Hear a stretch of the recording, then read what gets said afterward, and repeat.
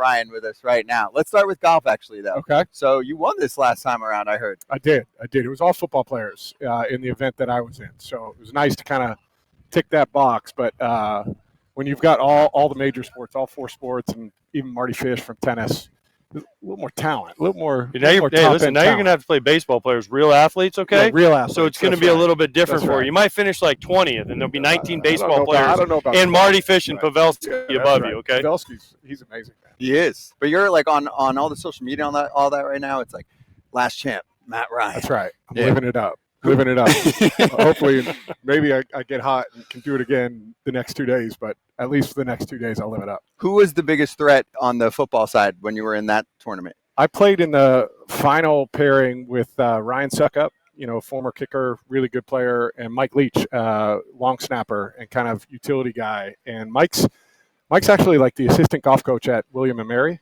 and so he's a good player, man, really good player. So played with those 2 guys. There are a handful of players that were kind of in the mix, but those were the main competition. And now it's main like competition. It's everyone, man. My dad, the one-on-one matchup that I had. Who was it today? It was against Suckup. So you handled him. I think I clipped him today, which was a win. Okay, there you go. For you, when you're in a tournament like this, who are you looking forward to hanging out with, spending some time with? Dude, I got to play with Mark Rippon today. Yeah, he's great, right? Mark's awesome. He's and great. I've known Mark a little bit in passing and spent a little bit of time with him, but never played golf with him. I really enjoyed that today. And as a kid growing up, I grew up in Philadelphia, and I was like 6, 7, 8 years old when he was killing it with the Commanders, the Redskins at the time. But he's awesome. He was great. It's everybody though. Honestly, I feel like everybody thinks because you play professional sports that you know these guys from other sports, and you don't, right? And so a lot of them, you get to meet and hang out with for the first time. So there's been a ton of guys that I've enjoyed getting to know. Are you a big fan of other sports? Like, what other sports did you watch, either growing up or now? So I grew up, I played football, basketball, and baseball all the way through high school. So a huge basketball fan, huge baseball fan. Then I went to school up in Boston and got to hang out with our hockey players at BC and got into hockey and watching it. So I'm into everything, man. Like, if it's on, I enjoy watching. Playoff hockey is incredible. Playoff basketball is great. I'm a Braves guy now. I've been in Atlanta so long. So to see like Glavin, you got Maddox out here, Smoltz, spend time with those guys. It's special. AJ Pierzynski. Yeah, that's right. Sure. Yeah, short time. Did you hang out with the Atlanta athletes? Like, did you hang out with the Braves guys? Or? Yeah, so I knew like when I was kind of coming to, Brian McCann's here. Brian McCann was he was with the Braves when I first got to Atlanta. Jeff Francoeur, he was still with the Braves at the time when I first got down there. I knew those guys really well. Played a ton of golf with them. I know Smoltz well from playing golf in Atlanta and just seeing him out and about at different things. And so I mean, you get to know him pretty well. Mm-hmm. Lost the Thrashers though at one point, right? They were there until like 2010. The Thrashers. I just forgot about the Thrashers. I was like, wait, do they have a hockey? They got the Atlanta FC now, the soccer team. Yeah, Atlanta United. Atlanta United. Yeah. They're big. They're a big deal now. All right, what do you got for football this year? Are you excited for the TV life? I am, man. Working on the NFL today. I get to work with Bill Cowher and Nate Burleson, James Brown. Those guys are incredible. And we're launching a new thing called NFL Today Plus, which is streaming on Paramount Plus for like 2 hours lead up to it. So I'll be on that as well. So looking forward to it. Football, I'm biased, but I feel like fall is like when football season starts, playoffs for baseball are right around the corner. It's like the best time of the year. So I'm looking forward to it. I think it's going to be a great year. The NFL it's unbelievable right now. The parity in the AFC, you got all the quarterbacks in the NFC. What's Philly going to do? Can they repeat? It's going to be a ton of fun to watch. I'm a big fan of the quarterbacks in the league right now, man. We got some really, really good young quarterbacks. It's going to be fun to watch. I got to ask, can you match Nate Burleson's wardrobe? I can't. Nate is I don't even try, to be honest. I mean, he wears some things sometimes, and you're like, I know I can't pull that off, but he looks good doing it. Nate has the confidence to like do it too. Like, I wouldn't be confident enough to sit there and be staring at the screen like this and see myself on TV in like a mustard yellow suit. I also probably don't have the skin complexion to do it. Nate's got that. He's got that good skin to be able to do it. So he's the best though. He's a ton of fun to work with. You can ask his stylist, be like, hey, if you want to throw me some ideas, I'll be open. I'll listen. I'm into the neutrals, man. It's keep it simple. Just keep it very simple. Nice cut, good tie. something like that. But not Just make sure the tie pops. Yeah, that's right. Just make sure it the looks tie good. pops. It Yeah, looks I good. agree. What did you think of the media when you were a player, and what do you think of them now? Well, it's changed so much. Like when I first got into the league, I mean, there was no social media, right? So, I mean, no Twitter, no Instagram, no, whatever, none of that stuff. So it was a little more intimate at the beginning, right? It was like your beat writers, you get to know them, and sometimes you have national people coming in. So the entire landscape has changed a bunch. But I always had good relationships. Like I felt like understood they had a job to do. Give them what they need to get. I would be sometimes honest, sometimes a little bit guarded, right? That's part of it. But I always had good relationships with everybody I work with. That's why you're in the media now. That's right. That's why you're in the media. There we It go. helps. Tell It people. does help. Tell people. Don't understand. MVP. You won an MVP with 2016. 2016. Yep. What was that like? It was pretty good. Not bad, right? It was a good season. I wish we had a Super Bowl ring to go with that. Well, I wasn't gonna bring that up. I think sometimes you got to get. I met Brady about 10 days ago. Yeah. He mentioned it. He said if you see Matt Ryan somewhere down the road, just let bring him it know. up. Just make sure you bring Thanks, it up. Tom. Appreciate it, Tom. You could have just tossed one my way, man. But no, it was that year was awesome and disappointing at the end for sure. But the way we played offensively, I played with some great guys too, right? Yeah. And so our offense was very dynamic that year. DQ, Awesome. Dan Quinn. So people don't know that I don't think I've ever told the story on here. Dan Quinn was at Florida, University of Florida. Yep. And then he went to the Seahawks, okay? And he wanted to wear baseball turfs because he didn't like the football shoes that Nike was supplying him. So my friend is the equipment guy in Seattle. He goes, hey, can you send me some of your turfs? So I sent DQ turfs, and he wore them for a year. I would send him when he was in Seattle. So I would send him the little wear running around on the field for years. Yeah. Now he switched. He's out there swagging it out. He's got Jordans on. Oh, yeah. He's changed. It's a little now. different than the turfs that you set him. Still got the hat backwards, the whole thing. The man, though. Yeah. I mean, he's like he's done an amazing job in Washington. But just like you talk about, he's like the ultimate player's coach in the way that like you'll run through the wall for him, but he holds you accountable, and like it can be tough too. He's that perfect balance of the two. He's doing an awesome job in Washington. Doesn't hurt that they got Jane Daniels as well. Yeah, he's pretty good. Yeah, not bad. Have you followed Belichick's story, and now what do you think he's going to do at UNC? I think he's going to be successful, man. I feel like anybody who played in the league during that time, right?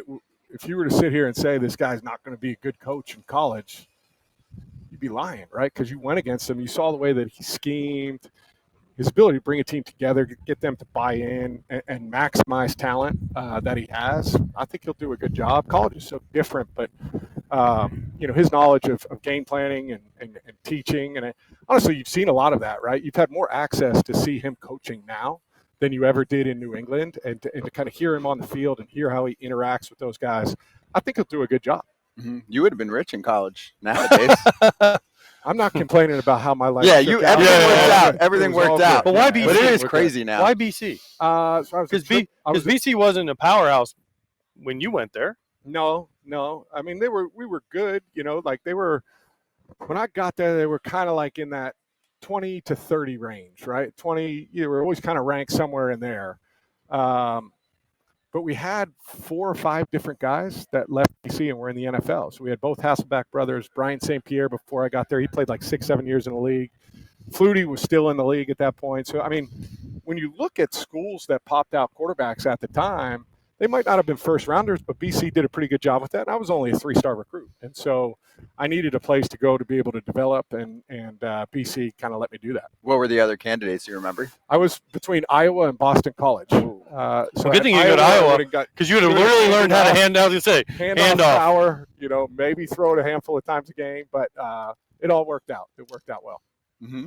And this season, what do you think's the top drama heading into the season right now that's going to lead off NFL today? I think it's in Dallas, man. Gosh, everyone says that. Are we going to get this contract done or what? Are we? I feel like Micah has put his kind of feet in the ground and said, "Listen, I want out." I felt like everybody can make comments, right? Like when they're going through a negotiation or something like that. And as a player, it doesn't really faze you, right? Because there's kind of posturing on both sides. His felt different though. Like the things that he said, the things that he was disappointed with, kind of the backdoor room negotiations without his agent being there. To me, it was like it doesn't feel the same as some of the other ones. And I don't know. I feel like both sides have kind of dug their feet in the dirt. And they should get it done. They should have gotten it done a year and a half ago, but they didn't. And now it's gonna. Where's he go though? Well, that becomes a question, right? Like, what can you possibly do with him in terms of trade value? And you've seen, at least I've seen. You can't substantiate kind of any of these rumors, but like you've seen some of the packages that are put together. It's a lot of pieces, man. Draft capital, players, all of that stuff. But if you're like a Commanders or something like that, where you might feel like you're a dynamic pass rusher away, and you've got this young window with a rookie quarterback contract to go for it, I can see my man Dan Quinn being aggressive in doing it. Okay. Yeah, because they have Jaden Daniels on the rookie quarterback. Correct. Right, so they got have the money. Four more years with that window, and you've got an opportunity to kind of sign somebody big. Are you a Swiftie? I mean, yes. I mean, my wife is. So she got engaged. Did you hear? They officially announced her When was engagement this? today while you're out there golfing. No, I've been dialed in. I've been locked in, trying to grind out a score. I had Don't no look at your idea. phone. The engagement, Yes, the engagement is official. It's announced. It's real. Yes. Wow. So I take back what I said about Micah Parsons. The biggest storyline coming into the NFL season is Travis and Taylor being engaged, man. So is she good for the NFL? Yes. Because more people watch because of her? 100%. I think so. She's converted a ton of NFL fans who are not paying much attention, right? Yes, and we've got the hardcore crazies and all of those things. I think expanding the reach is great, and yeah, I think it's good for the league. Mahomes, good? Because I mean, he gets no. I don't mean good, but Like, I'm just is it saying Chiefs yes, fatigue? because Yes, is it though? just Good. fatigue from Yeah. seeing him and Kelce and Chris Jones He's and that awesome. thing always awesome. in the Super Bowl, Listen, always the numbers in the championship. last year are not going to be eye-popping. The fact that they won the number of games that they won with the number of comebacks that they had, given kind of how that roster was set up and how they were built up front, man, that's what great players do, right? They put organizations on their back and they find ways to win. So for me, it's like throw the numbers out.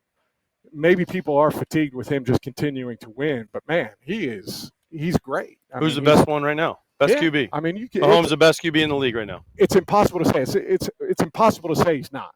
Okay. Right? I think there's a ton of other really, really good players. You got Josh Allen, you got Joe Burrow, Lamar Jackson, you got Jaden Daniels coming up. You got a million different guys. And I honestly think it's about as deep in the top 15 or 20 guys as it's been in a long, long time. But it's kind of like Brady, man. Mahomes wins more than any of these other guys, and he does it so consistently. He does it in all kinds of different ways. To me, there's no way you can't say he's not the best.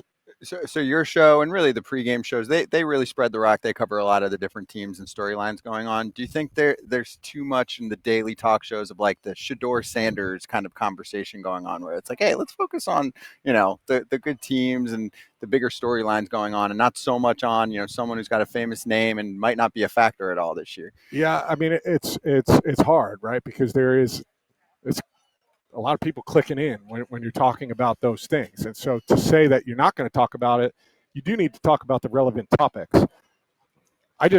From my perspective, I go to like the player's hat and it's like, I want to talk about like the teams that are really going to be in the mix. And the Browns may be, I have no idea, but it doesn't seem like they're going to be in the mix. So, we'll see how it is. I can also talk about my boy Joe Flacco, who got drafted in the same class as me. They're still doing it. Yeah, going to Still be the starting. week one starter. Like, that's an incredible storyline to be 40 years old and to be going out there and starting for an organization and still playing at a high level. It's really impressive. Well, you How did about your that thing pivot, here. by the way? Was that a nice pivot to not answer the Yes, question? that was really No, good. That was really good. that was an That's a answer. TV. That's a Yeah. TV veteran right But that there. exactly said it. You want to spread the rock. You want to That's talk right. about some of the other cool That's exactly storylines. right. All right. Well, good luck. Oh, out no, there. hold up. Yeah, I got we're a going couple for more more. questions. Yeah. Who wins the Super Bowl this year? You got to put him on the spot. I mean, I love that question as we sit in August. Exactly. So many different things can happen. It's so easy though. I It's know. like when we do it in spring training. They say who's going to win the World Series, Yeah. and I You pick got- the Braves, and they're last. Yeah. Oh, gosh. Good pick. Yeah. Listen, I think I'll say this. I think the Ravens.